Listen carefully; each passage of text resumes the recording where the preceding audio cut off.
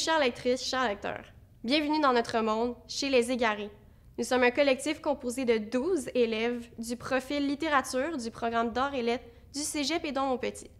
Vous avez ou aurez bientôt entre les mains notre bébé, notre projet de fin de programme, une revue littéraire. Ce projet est en fait un recueil de textes que nous avons créé de toutes pièces et toutes les illustrations et la mise en page retrouvées à travers sont le fruit de notre imagination. Aucune image n'a été empruntée à l'Internet ou à un artiste externe. Tous les textes qui y sont présents, que ce soit des essais, de la poésie ou des nouvelles, ont été développés autour d'un seul et même thème, le chaos. Ce thème, qui nous a d'abord pris beaucoup de temps à choisir, a pris naissance autour de la citation suivante, venant de la très célèbre série du Trône de fer. Mais que reste-t-il si on abandonne le mensonge? Le chaos. Un trou béant attendant de nous avaler tous. Notre revue porte également le nom de Chaos, mais nous avons ajouté une petite twist dans notre manière de l'écrire. Le A est à l'envers, afin d'inclure un peu de désordre et te déboussoler toi, lectrice, lecteur. Ce projet est divisé en 3 sous-sections, encore une fois dédiées chacune à leur propre sous-thème, quoique toujours en lien avec le chaos.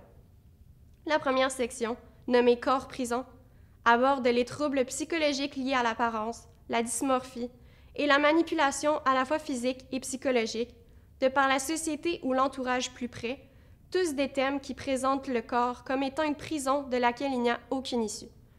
Ensuite, la deuxième section se nomme Amour d'excès, abordant principalement la notion du bris, mais également les relations interpersonnelles souvent toxiques.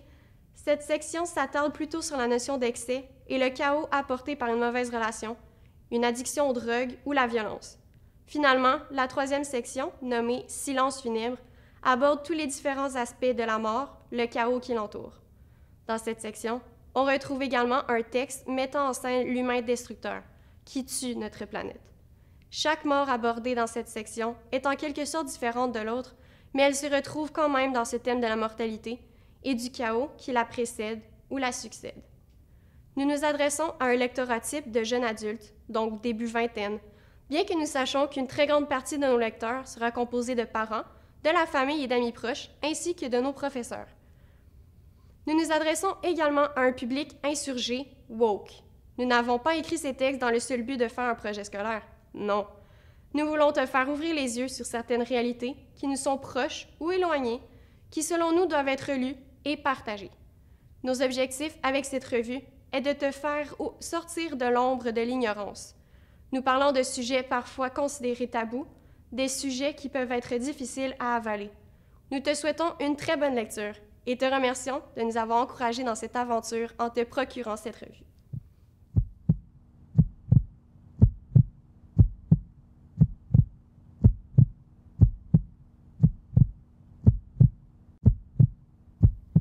Bonjour et bienvenue dans notre section qui se nomme en un mot Corps-prison.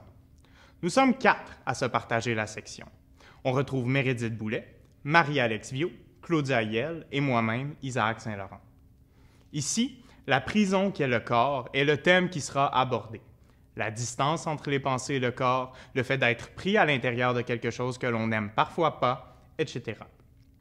Dans nos textes, il sera question de santé mentale, de perception du corps, de vieillesse et de violence sur le corps et l'esprit. Aussi, il y aura 2 essais qui seront en lien avec le corps, sur la réverbération de l'œuvre de Nelly Arcan chez une de nos autrices, et une lettre adressée au milieu littéraire qui ne manque pas de pertinence à l'extérieur de ces lieux non plus. Le thème du corps-prison a été choisi pour plusieurs raisons, mais la raison principale vient du fait que l'humain lui-même crée le chaos. Alors comment aurions-nous pu faire pour passer par-dessus le centre du chaos, passer par-dessus sa naissance? Si l'origine du chaos est l'humain, alors il faut aussi parler du chaos à l'intérieur de nos corps, de nos têtes, pour mieux le comprendre. Je vous souhaite une bonne écoute, un bon lancement et éventuellement une excellente lecture. Devant le miroir, où je ne parle pas, ne bouge pas mon visage, où je n'aime pas recevoir mes mots, du ventre il y a la honte de mon corps, le poids imaginé, un endroit où tout se balance et où je lourde à porter. La peau fane, l'épaisseur s'y perd. Qu'est-ce qui me retient ici, à moi-même? où je me regarde regarder, mon corps cellophane. Là où le ventre plat n'est jamais assez ou toujours trop. Partout où la peau soigne le corps, des crevasses au visage, la chair se reflète. Le poids de mon enveloppe vide s'arrondit sur des os bien dessinés, bien limés. Cette lettre, j'aurais aimé ne pas avoir à vous l'écrire. J'aurais aimé n'avoir aucune raison de le faire. Et pourtant, je l'écris en raison de ma récente prise de conscience sur les dérives d'un milieu littéraire aveuglé par le talent et la notoriété. Un milieu incapable de protéger certains des siens et certaines des siennes. Cette prise de conscience a émergé de ma lecture de l'œuvre de Vanessa Springora, Le consentement. La portée universelle que revêt ce récit me sert non seulement à organiser cette lettre, mais me sert aussi d'exemple afin de mettre en lumière des problématiques majeures qui pourrissent le milieu littéraire et la société. Le consentement est un récit de faits qui bouscule l'ordre établi et qui appelle au chaos. Par conséquent, je veux poursuivre ce que Springora a commencé. Tu savais ma douleur, veine pompée, membres élevés, larmes décelées, était-ce insensé? Je ne pouvais plus te laisser gagner, mais la réalité nous a rattrapés. Tes paroles ont pris en force, en habitude, et d'un geste de la main, mon souffle se coupait, aspiré par tes pupilles qui m'obligeaient à me taire. Où m'emmenais-tu? Ton regard me tenant en laisse, nausée, frisson et souffle coupé, violence réitérée, esprit névrosé, vivre pour recevoir de la considération de toi. Je n'arrivais pas à voir où je m'en allais, je n'arrive plus à voir où je vais où, je fais quoi, veux-tu me dire quelle est ma voie? Mon corps n'est plus qu'objet, mon corps n'est plus qu'objet. Objet à toi, plus rien à moi, esprit à terre, corps larve, corps prison, prisonnier de tes actions. Je veux déchirer mon corps. Je ne veux plus que tu sois là. Non, je sais plus. Reste avec moi pour me donner ma voix. Ma voix se perd. Je ne vois rien, plus rien de toi. Seulement toi. Dis-moi ce que je dois faire. Dis-moi pourquoi je suis là. Je ne veux plus de mon corps, objet. Mais c'est tout ce qui me retient à toi. Je revois mes parents me prendre dans leurs bras et m'emmener loin de moi, de cette cour, de cette maison. Le sourire aux lèvres, insouciant, le sou aux lèvres. Le temps me file entre les doigts. Puis les larmes coulent sur mon visage creux. Je pleure, je crie. Prends-moi avec toi, prenez-moi. J'étire ce qui semble être mes bras vers mes parents. Je pleure, je crie. Ramo, vecto, prémo. Je n'ai plus rien à perdre. Aujourd'hui, hier, demain, coincés sur cette chaise à faire ce même mouvement, celui des bêtes en cage, celui des vieux et des vieilles qu'on oublie dans leur chambre. Mes membres cachent leur tremblement derrière le rythme de ce berceau en bois blanc, pendant que je revois à travers mes larmes mes parents qui s'éloignent de moi, le sourire aux lèvres, insouciant.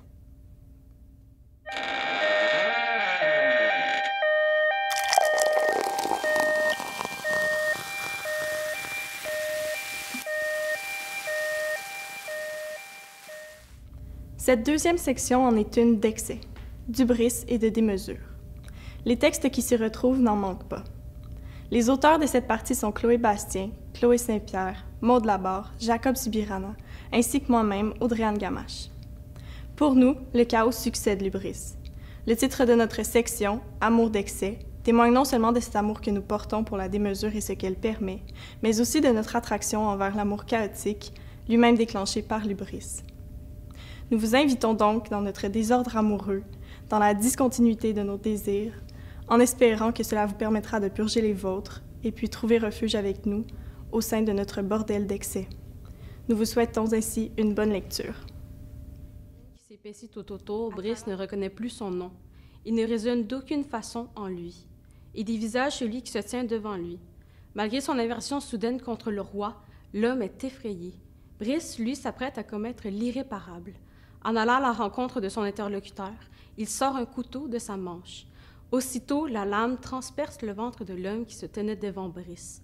Il plie sous la douleur. Le cœur du roi bat si vite qu'il n'entend que ça. Puis il n'y a plus que lui dans la salle du trône. Il est seul maintenant, et le sang tache ses mains.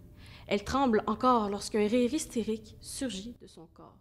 Musique dans ma tête, et puis rien. Les drogues m'effacent, et l'alcool chevauche mes démons.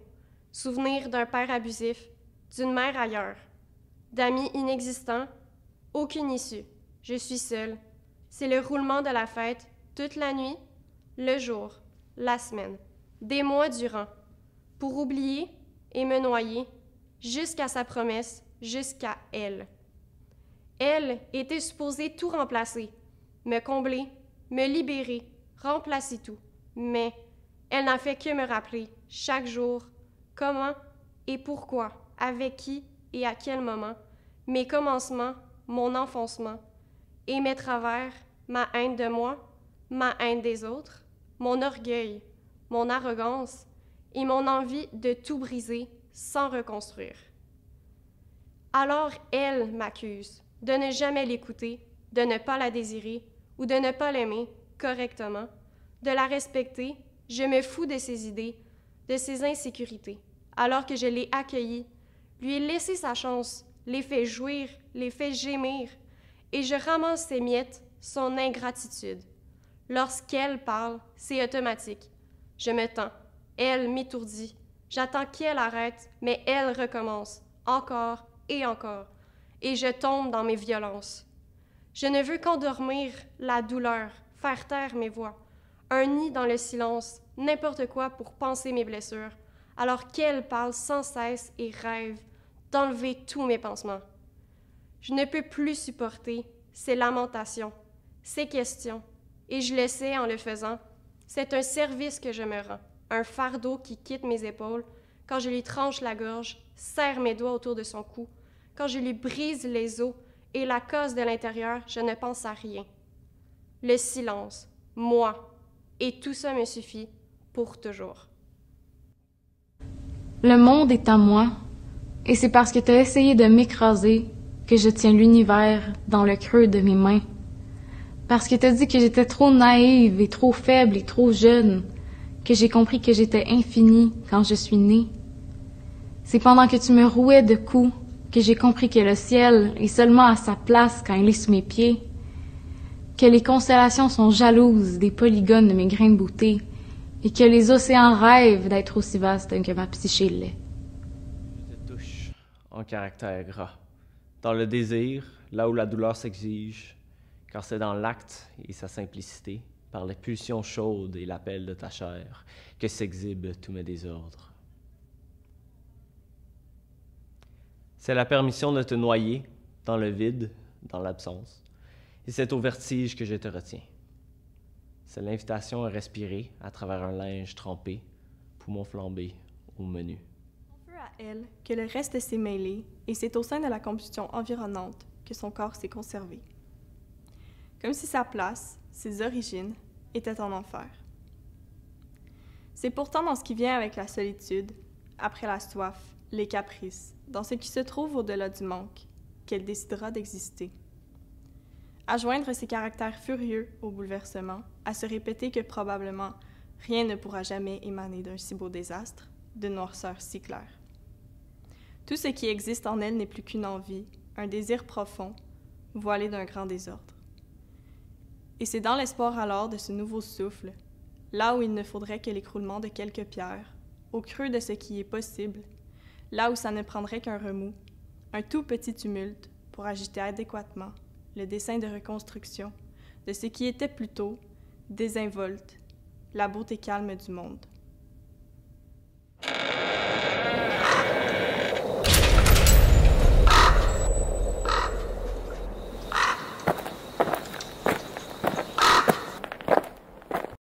Nous avons choisi, étant la dernière section de la revue, d'aller dans la finalité qu'entraîne le chaos.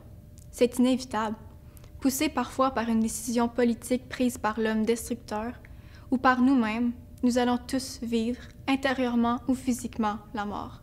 Après tout, nous sommes les créateurs de ce chaos. Il est donc évident d'en mourir.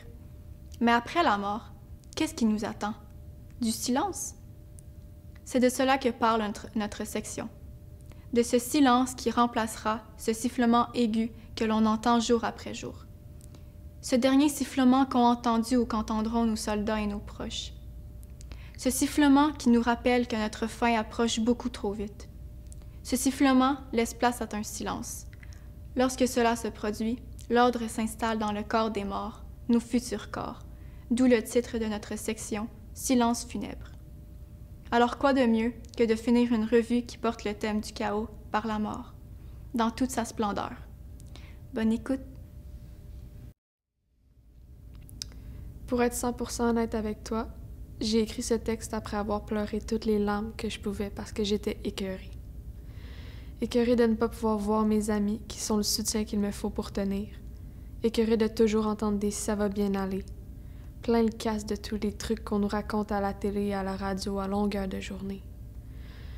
Je ne pense pas me tromper quand je dis que ça pèse sur le moral d'être confiné, mis en quarantaine, d'avoir un couvre-feu imposé, d'être obligé de respecter 1001 règles que bien des gens ne respectent pas. Les manifestations anti-masques, les manifestations anti-couvre-feu, des manifestations pour tout et tout le monde, juste pour, le temps d'un moment, pouvoir dire qu'on n'est pas d'accord. Je m'habitue à tout ce roulement, à la mort qui chuchote comme une mère à son enfant, qui lui dit que c'est terminé, qu'il ne faut plus avoir peur qu'une bombe nous tombe dessus, ou que le monde deviendra pire qu'il ne l'est déjà, que l'air ne sera plus respirable, que les arbres tomberont les uns après les autres, qu'il n'y aura plus de nourriture, que les bâtiments s'effondreront, ou que la technologie des robots remplacera l'homme parce que j'ai peur. Oui. Et je m'habitue à tout ça. J'apprends la belle vie. Il y a longtemps que je collectionne les cœurs qui ont cessé de battre. J'étais là quand tout a commencé. Et je serai là, à la fin de l'univers, au grand silence. J'aurai toujours un travail, même longtemps après votre extinction. Un travail d'éternité. Les étoiles meurent aussi, vous savez. Et quand viendra votre moment de partir, je serai là. J'ai toujours été à vos côtés. Vous avez une manière d'attirer la mort. Je me nourris de vos moments entre le chaos et le silence.